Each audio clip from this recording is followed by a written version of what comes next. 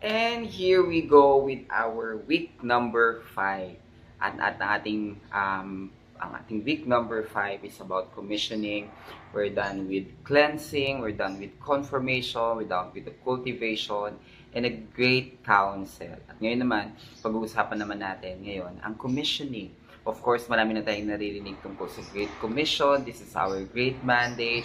We have to go and make disciples. Of course, all those thoughts ay pag-uusapan natin ngayon. Pero, sa pagkakataong ito ay gusto namin ding ibigay yung pinakamahalaga. And I think this is very pivotal sa akin personally nung nalaman ko to. I've been in the discipleship for 10 years. But when I've heard this and I realized this, isa sa pinakamalaking nagbago talaga sa aking discipleship journey ay yung verse na pag-uusapan natin. Before anything else, welcome po sa Hope in the Savior Church. This is fast track, maikli lang na pag-uusapan, ikli lang na discussion. We're going to make it in the name of God and the help of the Holy Spirit. We're going to hit the button and let's go straight to the message. Father, be with us. Open our hearts, Panginoon. And if there are any compromises and sins that hinder us from hearing you, Lord God, give us this word, give us this moment, oh Lord God, to really seek out your face. At I know, Lord God, nasasamahan niyo po kami. Salamat po, napakabuti niyo at napakadakila niyo. Sa pangalan ni Jesus, Amen and Amen. Sa mga nangyayari nga sa paligid natin, isa sa pinaka magandang panawagan sa ating mga Kristiyano, so how are we going to respond sa mga nangyayaring barilan sa school, saksakan sa school, not just that in the campus, but there are also things happening around us. And what is now, as a Christian, ano ngayon yung ating pong gagawin? And itong ating pong topic ngayon ay isa sa mahahalagang topic na magandang pag-usapan. We are done with our end goal to the image of Christ, confirmation to the image of Christ. That's our end goal. Sa ating mga Christian, isa lang po ang ating goal na kailangan nating maging kamukha ng Panginoon. At isa sa mga nais ng Panginoon, isa talagang i-win ang bawat isa. Na talagang ang meron lamang isang paraan para maibalik sa original design. Ang original design natin ay image of God. Yung mga tao. At ang ginawa ng Panginoon sa krus ay sapat para bayaran ng ating mga kasalanan. The only thing na kailangan nating isuko Romans 6:23 is that we are going to have to surrender and make Jesus Christ our Lord and Savior. Kaya kung meron dito na nakikinig na hindi pa niya naisuko ang kanyang buhay o hindi pa niya inaibigay ang kanyang buhay sa Panginoon, this is the right time for us to give our life, to surrender our lives to Jesus Christ, and of course, to repent over our sins. Get into that, get from that, and get into a new life with Christ. He's always available. He's always offering us a fresh beginning. That's why napag-usapan din natin yung ating we have to cultivate to the lordship of Christ, to the likeness of Christ, no? And the one thing that bind us yung pagmamahal. Amen? At ngayon, pag-uusapan natin yung commissioning. Tapos na tayo sa internal foundation, nandoon na po tayo sa external alignment. Hindi maaari na maayos ang loob, tapos hindi maaaring maayos ang loob, pero hindi maayos yung labas. It should align. So now we are now going to have an external alignment, counsel, commission, and consistency. Welcome po sa Hope in the Savior Church. And sabi dito, character without vision is stagnant, and vision without character is very dangerous. One thing, no, na gusto ko rin talagang simulan dito sa mga pagkakataong ito ay yung character at saka yung vision, yung nabuo sa kalooban natin ay dapat na i-portray ito sa labas. Hindi maaari, napakagulo ng idea na maganda ang loob pero hindi maganda ang labas. Hindi pwedeng na-meet ka ng Panginoon, hindi pwedeng nakaranas tayo ng kaligtasan, pero ayaw nating lumabas sa ubasan. Hindi maaaring na-meet tayo ng Panginoon, totally we surrendered our life and make Him Lord. Pero iba, hindi tayo loving sa labas. Mainit ang ulo natin. Hindi tayo nagpapatawad. Hindi tayo nagmamahal. That's why it's the thing is commissioning is not just about other people. It's about you. Transform sa kalooban, transform yung ating life so that we can be used by God. So let's go with the three things, the definition of the commission, the reality of the mission. Hindi na secret, but we're going to talk about that. The secret, Personally, nagbago ng buhay ko, the secret of the commission. Let's go to the definition. In Matthew 28:19 to 20, we all this one, and I also labeled them go, that's the act, therefore, the assurance. Bakit assurance po yun therefore? Going back to the former verse, sabi nun, all authority is given to me. Authority kay Jesus. We commission, please hear this one. We are commissioned through the authority of Jesus Christ. Hindi natin authority, hindi natin pinapakalat yung denomination natin, hindi natin pinapakalat yung brand natin. The authority of Christ. Hallelujah. And make disciples. It's the goal. Baptizing them, the process, in the name of the Father, the Son, of the Holy Spirit. Teaching them the strategy to observe all the subject that I have commanded you. The anatomy of this is to all churches, all activities, all processes, all strategies, all subjects, and all nations. No? So parang, am I going to share this gospel of Christ to this person? Wala pong pinipili yung gospel. Let's go. Therefore, not just sharing the gospel, but making disciples. It's a complete program. No, and the word discipleship really is not, the word in itself is not really in the Bible. Discipleship is already a contemporary term na ginawa na lang natin. It's a process of discipling. It's discipleship. Pero sa original translation ng Bible, there is no such thing as discipleship. It's very vague in the Bible. And the term is make disciples. Again, wala pong direct translation yung word na discipleship sa Bible. Ang word po is making disciple. Thus, making disciples is an active, proactive, personal, and intentional. Hindi po pwedeng Sunday lang.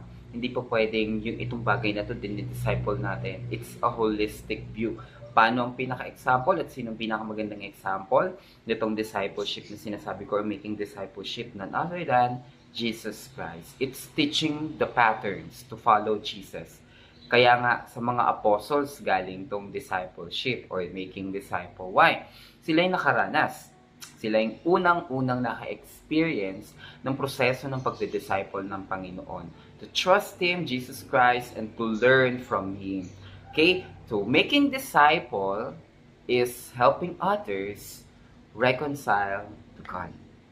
May nasirang forma, kailangan ang Diyos na ang ating Panginoon, Jesucristo, makakapag-ayos.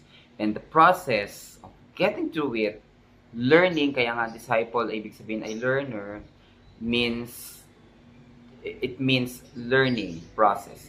You have to go with them. You have to sleep with them. You have to share your burdens with them. Literally, it's life to life, heart to heart. That is discipleship or making disciple. That's why go therefore and make disciples. What I'm going to do? I went and therefore I make disciples. And here what Jesus means when he said that go and therefore and make disciples. You have to baptize them in the name of the Father, and of the Son, and of the Holy Spirit. You have to teach them to observe all that God commanded him. Kaya nga, ang discipleship, ang ibig po sabihin ng word na disciple ay Talmud. Ibig sabihin learner. A follower, a learner, an apprentice, multiplying, and an example. So, if you are disciple ako ni Lord. Okay, magandang sabihin, are you a follower? Are you a learner? Are you an apprentice? Yan, binabantay mo yung mga galaw ni Jesus. Mapagmahal ba siya, gagayahin ko si Jesus kasi I'm apprentice. He's my teacher and I'm going to be like Him. No. And are you multiplying? Not just technically multiplying of disciples, multiplying yung love mo, nagmumultiply ba? Yung understanding, nagmumultiply ba? Yung forgiving heart natin, nagmumultiply ba? And are we example to people? No. Ibig sabihin yan, go therefore and make disciples, teaching and baptizing them all. It's a complete program, complete generation. So, next is the reality of discipleship. You know, people need to become disciples or Christians. People need to be taught how to think, how to feel, how to act as a Christian. that is a disciple. That is making disciple. That's according to John Piper. And I agree with that. No, I'm sorry. So are we going to teach them how do they feel about a certain stuff?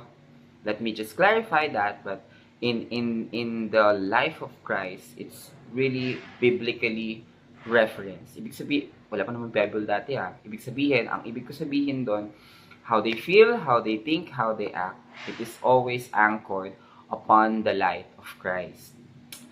Ang ganda nga dati kasi nakakausap nila si Lord, nakakasama nila si Lord, and if I'm going to be angry, Lord, how am I going to do about it? Kapag hindi ako loving, Lord, pupunta ko lang si Jesus Christ. Lord, anong gagawin ko dito? It's the same stuff right now. The scripture is a living scripture. The Bible is the living scripture. What we need to do is consult the Bible. Pray. No, Jesus is alive.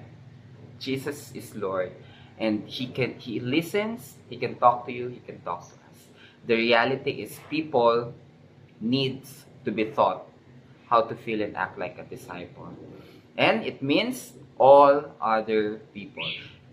Just take a look of the anatomy of the Great Commission. Then Jesus came to them and said, all authority in heaven and on earth is given to me. Therefore, go and make disciples of all nations, baptizing them in the name of the Father, the Son, and the Holy Spirit, and teaching them to obey every single thing I have commanded you. And surely I am with you always at the very end of the age. There are 5 alls there.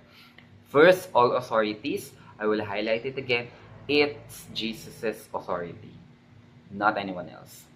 All encompasses, ibig sabihin, all nations. All processes, baptize and teaching them all. Okay? And all programs, everything I have commanded you. And all promises, itong pinangahawakan ko din kapag nahihirapan ako sa discipleship. God will be with me at the very end of the age. Praise God. This is the Great Commission. This is a great promise as well. No? And the reality is that we're not making disciple when we are omitting one item from the whole frame. One thing that we really have to be reminded about is if we are going to omit one thing, one item from the Great Commission, nagugulang ako pero hindi ako nagde-disciple. Nagsishare lang ako pero hindi ako nagde-disciple. Mahirap yun eh. Kasi personally, if you're going to share the gospel to them, it's okay. Pag-pray natin na makakonect sila sa mga tamang tao. But sometimes, nagiging passive na tayo. Kanina nabanggit, discipleship is passive. Making disciple is proactive and active. No? So, it's an intentional heart-to-heart. Nawa ay magkaroon tayo ng heart na just to share the gospel to them, but also to live with them and make disciples. Pag-pray natin yung share natin na makakonect sa mga tao. If we are omitting one item from the whole frame of the Great Commission, we are sinning about it. And the last one is the reality. The Great Mission is not merely an activity. It's on heart-to-heart. It's a life-to-life. But this is God Himself. It is the attribute of God. This is what God wants. This is what God needs. Ito yung heartbeat ni Lord. Yung soul yung heartbeat ni Lord. And this is not just an activity of the church. This is an attribute of God. And the secret of the commission, sabi dito, the secret is surely I am with you always to the very end of the age. Hindi kayo iwanan ni Lord. Mga leaders na nahihirapan dyan, follow up pa ba ako, hindi na magtutuloy pa may personal pang problem. Guys, trust the one who called us here. Yes, all authorities. He's sovereign. He's not going to leave us nor abandon us. Tapos sabi dito, isa sa secret sa John 14:31, come now, let us live. Ano po ang point dito, sir? This is before the abandonment of Christ, no? Ito na yung last hours niya kung saan kukunin na siya, kuhulihin na siya. And God knows exactly na ito yung mga taong to, nakasama niya yung mag-pray. Ito yung mga taong to na sinamahan niya all throughout 3 years, 4 years in the ministry. Alam ng Panginoon na sa huling pagkakataon, na huling oras niya, iiwanan niya to. Hinighlight ko yung us. Why? Ibig sabihin, kahit alam ni Jesus Christ na dun sa Gethsemane, iiwanan siya ng mga to at magtatakbuhan to kapag hinuli siya. You know what's really the heart of God? Sinama niya pa rin. The reality of Jesus choosing the disciple here, kahit anong mangyari, kahit alam ni Jesus kung anong mangyayari, is a proof that His love in choosing the disciple amidst the truth of abandonment and betrayal. Even kay Judas, no? Si Judas, siya pang pinaka-special. Binigyan siya ng pagkain ng Panginoon, sinervan siya ng Panginoon, hinugasan ng paa ni Judas.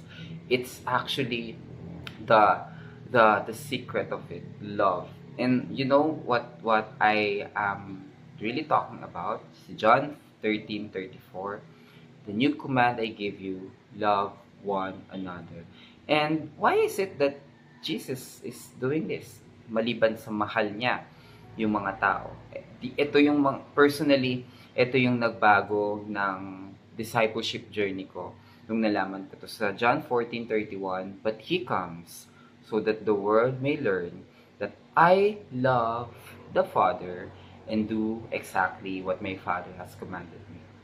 The secret of discipleship is not you having the great strategy, not having us a great platform, but the secret of discipleship or the secret of the commission is loving the Father. Father God, thank you so much, Lord God, for reminding us that we should love you first before we can love people. Lord, give us the courage to love you, to yearn for you, magbasa ng Bible, mag-pray, to have that constant relationship with you, to surrender our life with you. Lord, make us remember that we are a lover of the Father so that we can be a lover of people. Salamat po, napakabuti nyo, napakadakila nyo. Sa pangalan ni Jesus, Amen and Amen. God bless guys, and hanggang sa mga susunod na video, dito lamang po sa Hope in the Savior Fast Track. God bless!